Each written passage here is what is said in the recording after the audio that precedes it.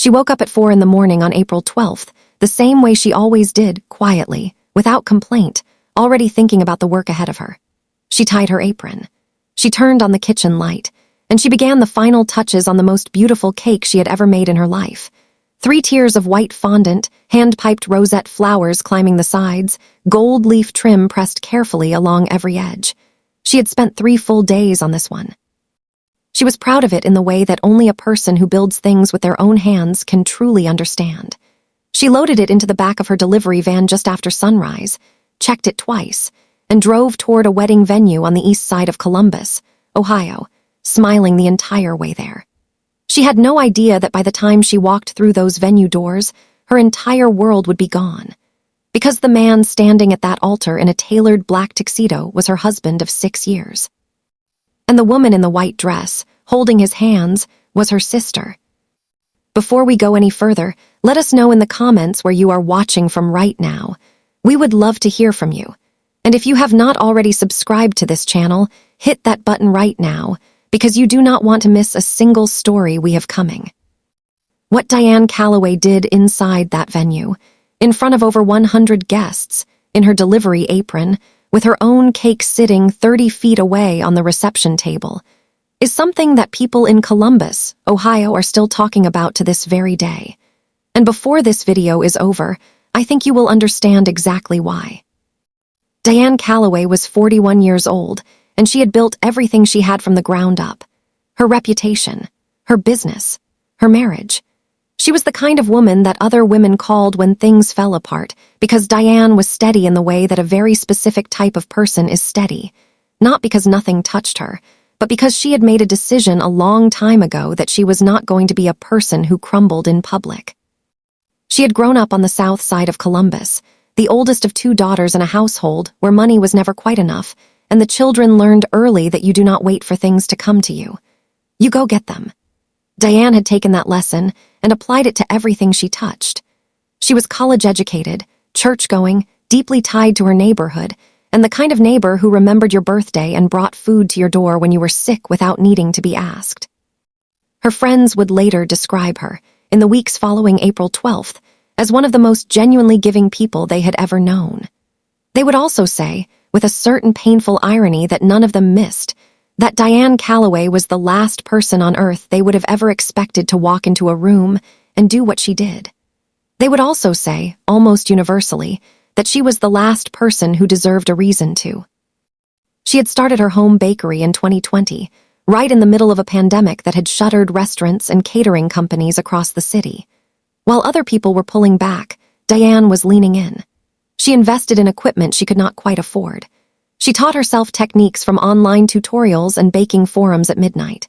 She started with birthday cakes for neighbors, then graduation cakes for families in her church, then bridal showers, then wedding consultations. By 2022, her waiting list was real. By early 2023, her name was being passed around in Columbus wedding planning circles as someone worth booking early, someone whose rosette work was the cleanest in the city, someone who understood that a wedding cake was not just a dessert. It was the centerpiece of a day that a family would be talking about for the rest of their lives. She took that responsibility seriously. She took everything seriously. That was who Diane Calloway was. Her sister Claire was 3 years younger and a completely different kind of person, which is not to say a lesser one, just different. Where Diane was grounded, Claire was electric. Where Diane saved, Claire spent. Where Diane planned 10 steps ahead, Claire lived entirely in the present tense, which made her fun to be around and sometimes exhausting to love. But Diane had always loved her, fully and without condition, in the way that oldest daughters love younger siblings they have been looking out for since childhood. Diane had covered Claire's rent during a rough stretch in 2019, when her job fell through and her savings ran out faster than she had expected. She had co-signed a lease agreement for Claire's apartment in 2021 and spent several months quietly nervous about it. She had sat on the phone with her sister for hours across dozens of conversations about relationships that were not working, choices that were not wise, futures that needed to be reconfigured from scratch, and she had never once made Claire feel stupid for needing her. She had never held it over her. She had never said the words, "You owe me," not even once, because Diane did not love with a ledger. She loved the way she baked completely, carefully, and without keeping score. It would take until April 12th for her to learn what some people do with that kind of love when they think no one is watching.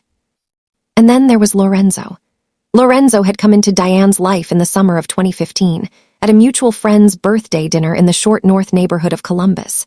He was 34 years old, well-dressed, professionally successful, and in possession of a kind of social charm that operates almost below the level of conscious recognition, the type of charm you have absorbed before you have decided whether you trust the person delivering it. He made eye contact a beat too long. He leaned in when people spoke. He remembered small details about conversations and brought them back weeks later in ways that made people feel seen. He told Diane, that first night, that she was different from anyone he had met in Columbus. And she believed him, not because she was naive, but because he delivered the line with the kind of practiced sincerity that is very difficult to distinguish from the real thing until you already know the ending. They dated for 3 years before he proposed. He chose the same restaurant where they had gone on their second date. He had a speech prepared. Diane said yes before he finished it. They married in the fall of 2017 in a small ceremony with close family and a handful of friends. Claire stood beside Diane as maid of honor, in a dusty rose dress, holding a small bouquet and smiling for every photograph. Lorenzo stood at the altar and said vows that everyone in that room believed. And for a while, for what felt like a meaningful, real while, everything was exactly what it appeared to be. The distance crept in so slowly that Diane could not point to the day it began. That is the nature of that particular kind of erosion. It does not arrive like a storm. It arrives like weather-changing season, gradually, incrementally, until one day you look up and realize that something that used to feel warm has gone cold so completely that you can barely remember the heat. Lorenzo started working late in early 2022. Not occasionally, not around a project deadline, but consistently, reliably. He would text to say he was staying at the office, and Diane would save the dinner she had made, and they would move through the house like two people who happened to share an address. He became vague about weekends. Plans materialized and dissolved with explanations that were just plausible enough to accept and just unsatisfying enough to bother her at the back of her mind in the quiet hours. His phone became a territory he guarded in ways he had not before. When she asked him if something was wrong, he said he was stressed. He said he was going through something. He said he needed a little space to figure some things out. She gave him the space. She always gave people what they said they needed. She threw herself into the bakery, as she always did when life felt unsteady, more orders, longer hours, bigger projects, higher standards. She was building. She did not know that the ground beneath her had already been sold. Around the same time that Lorenzo began pulling away, Claire went quiet too. The calls that used to come every few days stretched to once a week, then less. Texts that once arrived in long chains shortened to single sentences and then to nothing at all. Diane noticed it the way you notice a sound that has stopped, not all at once, but in the accumulation of small absences. She told herself Claire was going through something. She left the door open the way she always left doors open for people she loved, and she waited. She did not connect the silence on Claire's end to the silence on Lorenzo's end. Two people withdrawing at the same time. In the same direction, and Diane, standing in her kitchen at 4 a.m, piping rosettes onto a client's anniversary cake, never drew the line between them. She trusted both of them, completely. And trust, when it is the wholesale, unguarded kind that Diane Calloway offered, does not make room for the possibility that two people could be building something in the dark with the specific, deliberate intention of replacing you. In the spring of 2023, Lorenzo told Diane he wanted to separate. He said he was not happy. He said he had not been for a while. He said he was sorry. He moved his things out in stages, first to the guest room and then to an apartment in Clintonville that Diane later learned he had been paying for since the previous fall. He hired an attorney. Diane hired one too, and she spent the first several weeks of the process in a state that felt less like grief and more like vertigo, as if someone had removed the floor of every room she walked into, and she kept reaching for solid ground that was no longer there. The paperwork moved the way legal paperwork does clinically, bureaucratically, in language that translated a 9-year relationship into line items and filing dates and procedural deadlines. Diane signed what she was told to sign. She asked questions, but she was not a lawyer, and she trusted the process the way most people trust the systems they do not fully understand. There was one document among several that her attorney would later flag, a filing submitted with a timeline that raised serious questions about what Lorenzo had known and when. But at the time, she signed it and moved forward, because moving forward was the only direction Diane knew how to go. What Lorenzo and Claire were doing during those same months is something that still stops people cold when they hear it for the first time. While Diane was signing divorce paperwork and rebuilding her daily routine and trying to understand what had gone wrong in a marriage she had given everything to, Lorenzo and Claire were planning a wedding. Not a vague, future-facing idea of a wedding, an actual wedding, with a venue deposit and a catering contract and a florist and a photographer and a printed guest list. They had quietly put things in motion before Diane even fully understood that her marriage was over. They booked the venue in the fall of 2022 under a name that had no connection to either of their identities, using Lorenzo's cousin's address and a secondary email account, and they paid the deposit in cash. They kept the guest list tight and controlled. They invited people from Lorenzo's extended network who had little to no relationship with Diane's family or friends. They avoided social media entirely in the months leading up to the date. They were careful. They were deliberate. They were very, very good at the part of betrayal that requires patience and discipline and the sustained ability to look someone in the eye and smile. And then they needed a wedding cake. They had hired an event planner named Sandra to coordinate the logistics of the day, venue communication, vendor management, timeline, day of details. Sandra was a Columbus-based event coordinator with several years of experience and a straightforward, professional approach to her work. She had been given a brief by the couple: 3-tier cake, elegant white fondant, something with texture and detail, nothing too trendy. She began the way event planners begin by searching for the best available vendors in the Columbus area who matched the aesthetic the couple had described. She went through wedding directories. She looked at portfolios. She read reviews. And she found Diane Calloway's website. The portfolio page loaded, and there it was, the rosette design. Clean, textural, sophisticated, exactly what the brief called for. Sandra had no idea that the woman behind that website had any connection whatsoever to the couple she was planning for. She did not know Diane's last name was the same as a name she had never been given. She did not know that the sister she had briefly heard mentioned in a passing conversation with the bride was the same woman whose gold leaf wedding cakes were displayed on the screen in front of her. She sent Diane a professional inquiry email that same afternoon. Diane replied within the hour. The email exchange that followed was warm and thoroughly ordinary. Sandra introduced herself as the event coordinator for a private Columbus wedding in April. She described the design brief. She asked about availability, pricing, and delivery. Diane confirmed she was available, walked her through the options, sent over her standard contract, and collected the deposit without a single moment of hesitation or suspicion. There was nothing in any of it that could have told her what she was walking into. Sandra had not given her the names of the bride and groom, which was not unusual. Many coordinators handle vendor communication on behalf of couples without sharing personal details in early correspondence. The venue address was listed. The delivery window was confirmed. The design was agreed upon. It was, from beginning to end, a completely routine professional transaction. Diane marked April 12th in her planner with a small star, the way she marked all her delivery dates, and began her preparation schedule. She sourced the gold leaf from a specialty supplier she had been wanting to try. She sketched the build plan so the fondant had maximum time to set before transport. She was invested in this cake the way she was always most invested in her work, completely, quietly, without anyone asking her to be. Sandra herself would not fully understand what she had set in motion until the afternoon of April 12th, when her phone began flooding with calls and messages from guests who had witnessed what happened inside that venue. By that point, Diane was already gone. And Sandra, who had spent the morning coordinating deliveries and managing the timeline with the calm efficiency of someone who had done this many times before, would later say that she sat in her car in the venue parking lot for a very long time, trying to make sense of the fact that the baker she had hired, the professional she had found through a standard vendor search, the woman who had delivered the most beautiful wedding cake she had ever seen, had turned out to be the ex-wife of the groom and the sister of the bride. Sandra had not known. There was no version of the information available to her that would have told her.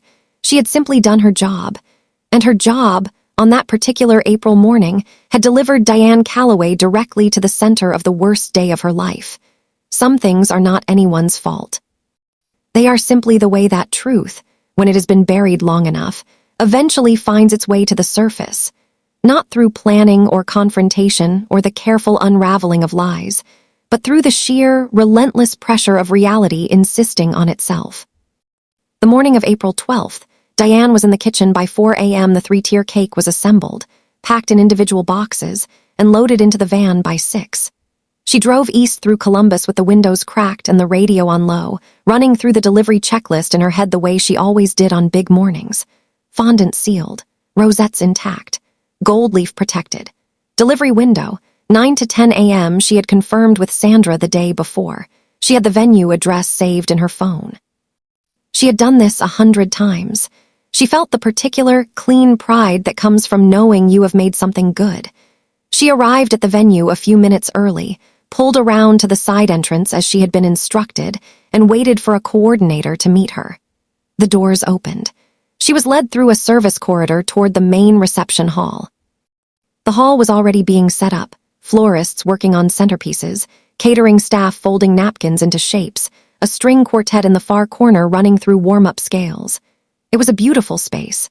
High ceilings, white chair covers on every seat, natural light coming through tall windows along the east wall. Diane moved through it the way she moved through every venue, professionally, efficiently, eyes on the path between the service entrance and the cake table. And then she passed the entrance wall. Modern weddings have a habit of decorating the entrance to the reception hall with large printed photographs of the couple, a gallery display meant to tell their love story before the ceremony even begins. Lorenzo and Claire had done the same thing. Large foam board prints mounted in a row, the kind that guests walk past on their way to be seated, the kind designed to make you feel, before you have met them, like you already know and love these two people. Diane passed the first photograph, the way you pass anything in a room you are moving through on a task. And then something in her peripheral vision snagged. She slowed. She turned, and she looked. The photograph was of Lorenzo in a suit, smiling in the particular way that she had been looking at across a dinner table for 6 years. And beside him, leaning into him with her hand pressed flat against his chest, was Claire, her sister, the woman who had stood beside her at her own wedding to this man, the woman whose voice she had not heard in months. They were both looking at the camera. They were both smiling. And behind them, just visible in the softly lit background of the photograph, was the interior of the room that Diane was currently standing inside of, with 3 tiers of fondant and rosette piping and gold leaf trim balanced in boxes in her arms, in her own delivery apron, her own logo embroidered on the chest. She did not drop the boxes. She did not make a sound. She stood in that corridor for what felt to her like the longest 10 seconds of her adult life, and she felt something shift inside her, not break, not shatter, but shift, the way a very large and very heavy thing shifts when the surface beneath it can no longer hold the weight. And then she made a decision. She did not make it consciously. It was not a decision she would have told you she was making if you had asked her in that moment. It was simply the decision her body made when her mind had fully processed what her eyes were showing it. She straightened. She walked to the cake table. She set the boxes down. She assembled the 3 tiers with the same care and precision she would have applied on any other morning. She adjusted a rosette on the 2nd tier that had shifted slightly during transport. She checked the gold leaf. She positioned the stand. She took a photograph of the finished cake for her portfolio. And then she smoothed the front of her apron, turned to the nearest staff member, and asked to be shown to the main ceremony hall. The ceremony was already underway. 112 guests seated in neat rows, a string quartet playing something soft and slow, a florist's worth of ivory roses arranged in arches and centerpieces, the kind of careful, beautiful staging that costs a great deal of money and several months of planning.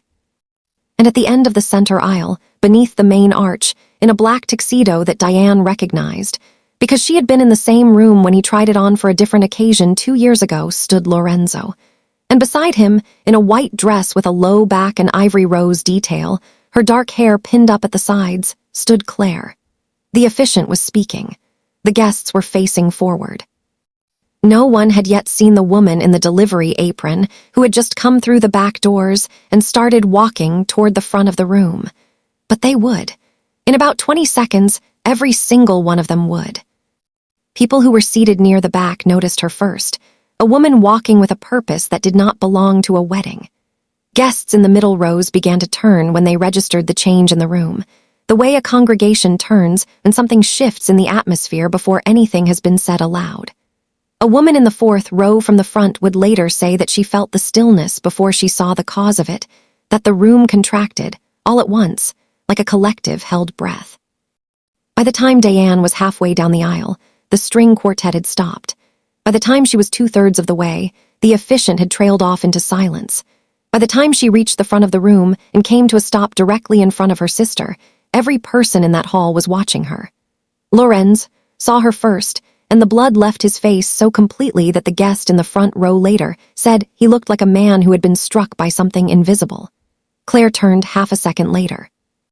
And for one suspended, breathless moment, the three of them stood in that configuration, the wife, the husband, and the sister, in a silence so complete that the sound of someone's chair scraping the floor near the back of the room was audible across the entire hall. Diane looked at her sister, and then she slapped her. Not a warning tap, not a glancing blow softened by hesitation. A full, open-handed slap that connected with a sound every single person in that room heard clearly, that sent Claire stumbling sideways into the first row of seated guests, that knocked the ivory bouquet from her hands, that sent it bouncing across the floor of the altar. The room erupted, screaming from multiple directions at once, chairs scraping back as guests jumped to their feet. Someone near the front row knocked a floral arrangement from its stand. A child near the back began crying.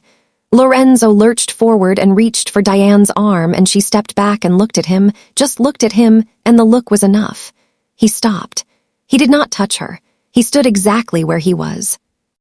And Diane Calloway, in her delivery apron with her bakery logo on the chest, in a room full of strangers watching her from every angle, turned to face the congregation and stood completely, totally still. She did not shout. She did not cry. Witnesses would later describe her voice with the same word over and over again, independently of each other, without any coordination. Level. Her voice was level. She told the room who she was.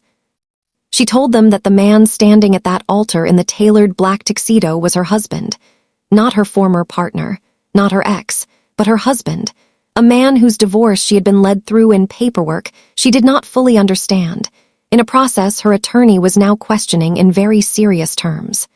She told them that the woman in the white dress was her sister. The same sister who had stood beside her at her own wedding to this man, 6 years earlier, in a dusty rose dress, holding a similar bouquet, smiling in every photograph. She told them that she had arrived at this building that morning as a professional. That she had been hired through an event coordinator who had found her work online, who had reached out through proper channels, who had booked her the way any coordinator books any vendor, with professionalism and good faith, and absolutely no knowledge of the connection between the baker and the bride. She said that clearly, because she wanted the room to understand that no one had warned her. No one had thought to tell her.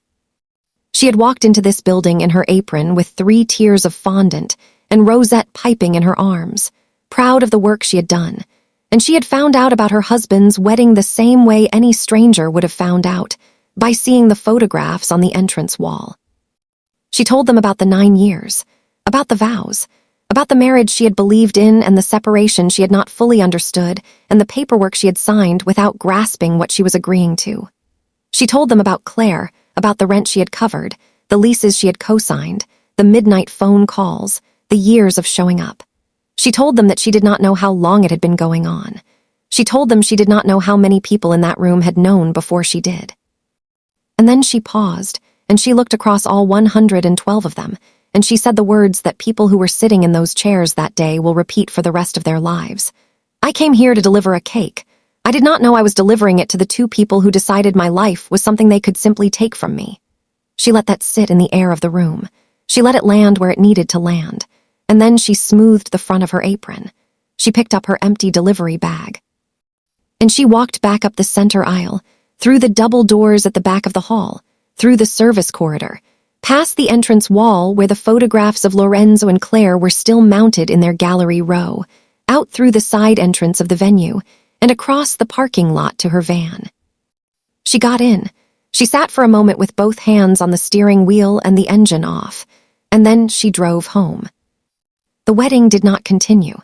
Not that afternoon, not on any other afternoon. By the accounts of guests who later spoke about what they had experienced inside that hall, the moment the doors closed behind Diane was the moment whatever remained of the occasion fell apart completely. Lorenzo stood at the altar for a long time without speaking, and no one in the room spoke either, because no one knew what the appropriate response was to what had just happened in front of them.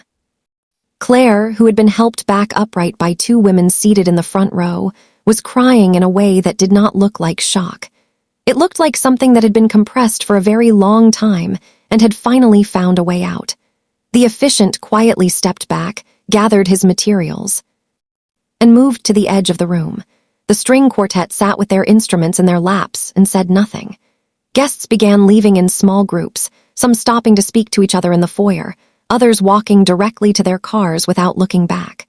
The catering team in the adjacent room continued setting up the reception buffet for approximately 20 minutes before a staff member came in and told them to stop. The flowers stayed in their vases. The white chair covers stayed pressed and perfect. And in the center of the reception table, on the display stand that Sandra, the event coordinator, had positioned that morning according to the timeline she had prepared weeks earlier, sat a 3-tier white fondant wedding cake with hand-piped rosette flowers and gold leaf trim. Untouched, uncelebrated, and flawlessly made by the only person in that building who had shown up that day with completely honest hands. Sandra, who had been coordinating the day of logistics from a side room when the ceremony collapsed, spent the next hour fielding calls she was not prepared for and giving answers she did not have. She had hired Diane through a standard vendor search. She had found her portfolio online, been impressed by her work, reached out professionally, and processed the booking the way she had processed dozens of cake bookings before. She had never known Diane's connection to the couple. She had never been told. Lorenzo and Claire had not mentioned a sister who was a baker. They had not mentioned a sister at all, not in any detail that could have raised a question. Sandra had simply done her job, and her job had, without either her knowledge or Diane, placed those two women in the same building on the same morning and let the truth do what the truth always eventually does, arrive without an invitation and refuse to leave quietly. Sandra would later say, in a conversation with a mutual acquaintance who shared it publicly, that she had replayed the vendor inquiry 100 times in her head looking for something she could have caught, some details she had missed, and she had found nothing, because there was nothing to find. She had not been given the information that would have changed everything. And that absence of information, that deliberate, sustained, carefully maintained silence around Diane's existence, was itself the most damning thing Lorenzo and Claire had done. Not the affair, not the wedding, the decision to erase her so completely from the story of their lives together that even the people working on their behalf did not know she existed. By the time Diane got home, the afternoon light was already shifting. She parked the van in the driveway. She went inside. She took off her apron and folded it over the back of a kitchen chair, which is a detail that several people who heard this story found almost unbearable. The ordinary care of folding the apron, the routine of it, the muscle memory of a woman who kept going even when everything around her had stopped. She washed her hands at the kitchen sink. She filled the kettle. And then she sat down at her kitchen table and allowed herself, for the first time all day, to feel the weight of what had happened. She did not perform her grief. She did not post about it. She did not call a long list of people to spread the news. She sat with it the way that certain kinds of people sit with the worst moments of their lives, privately, completely, with the full understanding that this was something she was going to have to carry for a long time before it got lighter. She called her mother that evening. Her mother went silent on the phone for a very long time, and then she said the words that would stay with Diane longer than anything else said to her in the weeks that followed. "Diane, I think some people knew." Those 4 words opened a door that Diane had not known was there. Some people knew. Not Lorenzo, not Claire people, plural. People who had been in proximity to both sides of this story and had made a choice. Over the following days and weeks, as the circle of knowledge expanded and conversations happened that would not have happened before April 12th, Diane began to understand the geography of the silence that had surrounded her. A cousin of Lorenzo's who had seen him and Claire together at a restaurant in the fall of 2022 and had convinced herself it was probably nothing and said nothing. A friend who had been extended a casual invitation to the April wedding, not a formal invitation, just a mention, and who had quietly declined without reaching out to Diane to ask if she knew her husband was getting married. A woman from Claire's workplace who had heard enough of the story in fragments to have questions she had never voiced. Not a conspiracy, not a coordinated effort to keep Diane in the dark, just a collection of individuals who had each made the smaller, more comfortable choice. The choice to stay out of it, to not get involved, to let the situation resolve itself however it was going to resolve. And each of those individual choices had added one more layer of insulation around the truth, one more wall between Diane and something she had a right to know. Diane's attorney moved quickly in the days following April 12th. The questions around the divorce filing timeline were serious enough to initiate a formal review. Lorenzo had initiated the legal separation under circumstances that raised significant concerns, documents that had been presented to Diane in ways that obscured their full meaning, a timeline that appeared to have been coordinated with the planning of the new wedding in ways that a judge would need to examine carefully. The fact that Lorenzo and Claire had proceeded with a marriage ceremony, while the divorce from Diane was still navigating a contested filing, was a legal problem of a complexity that would take months to fully untangle.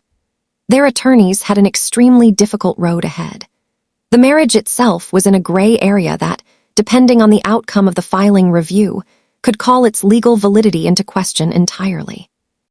What had begun as a private act of betrayal had become, by the time the attorneys got involved, a situation with genuine legal consequences, not just emotional ones. As for Sandra, the event coordinator who had unknowingly placed Diane at the center of all of it, she reached out to Diane personally, through a mutual contact, about 2 weeks after the wedding. She did not have to do that. There was no professional obligation that required it. She did it because she felt, as she apparently told the mutual contact, that Diane deserved to hear directly from her that she had not known, that she would never have made that booking if she had known.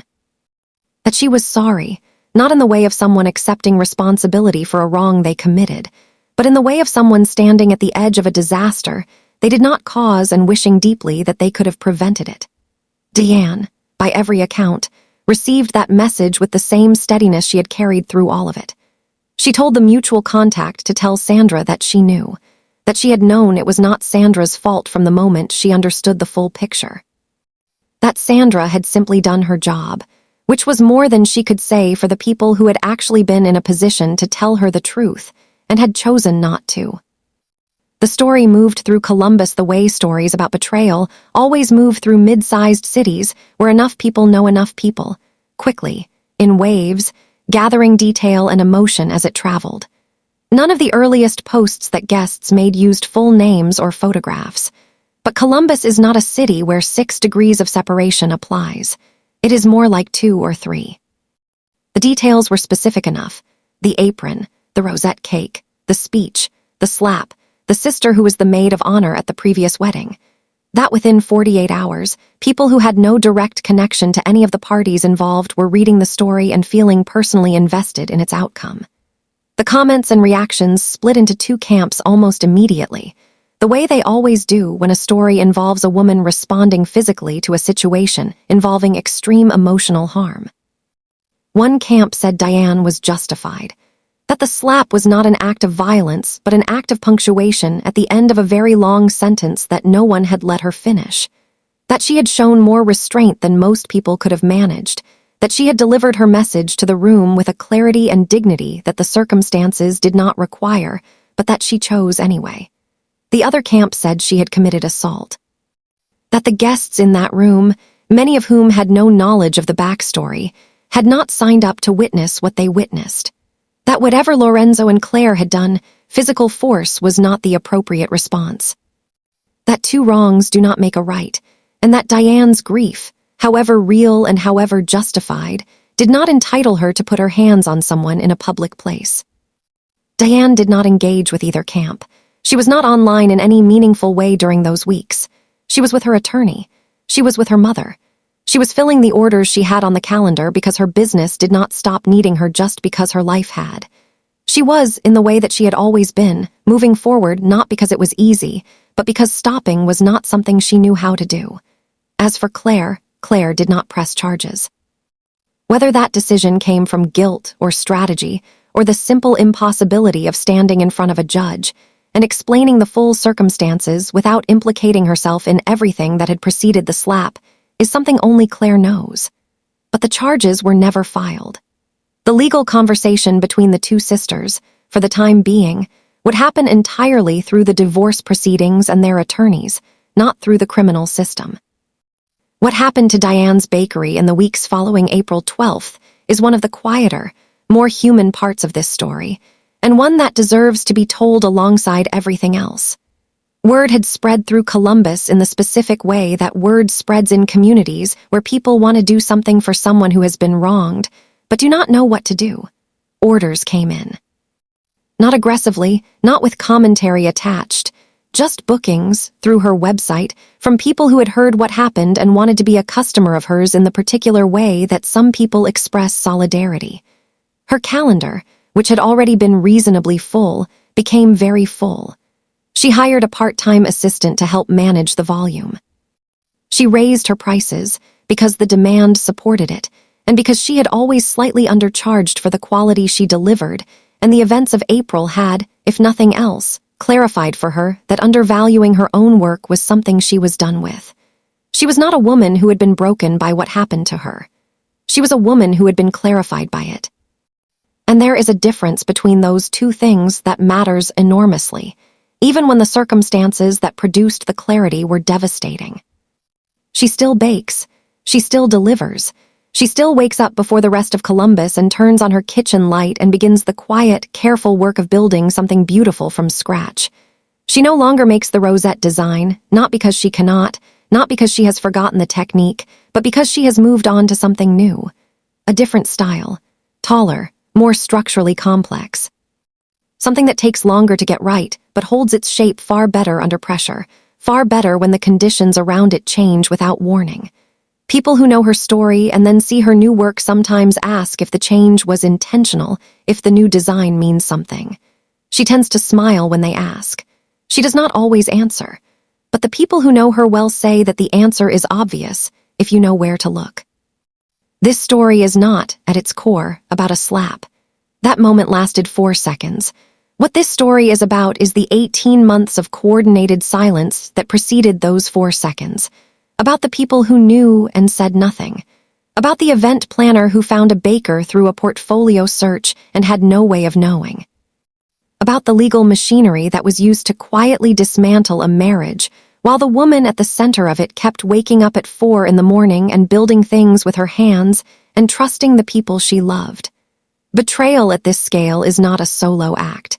It is a collective one. It survives because the people around it make a series of small, private decisions to stay quiet, to not get involved, to wait and see. And those decisions accumulate into a wall of silence that allows the wrong thing to keep happening long past the point where someone with courage could have stopped it. Every person who saw something and said nothing handed Lorenzo and Claire one more day, one more week, one more month.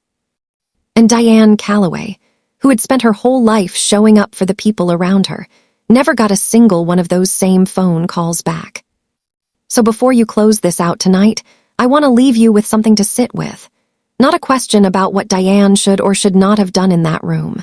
She made her choice, and she has made her peace with it, and frankly, that is between her and no one else. The question I want you to take with you is a simpler and harder one.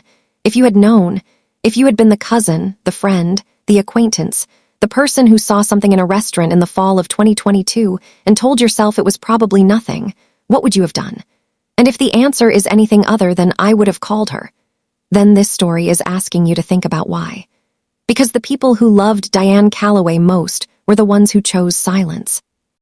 And silence, in this case, was not kindness. It was the most expensive thing anyone in her life ever cost her. Drop your answer in the comments. Tell me where you are watching from. Tell me what you would have done.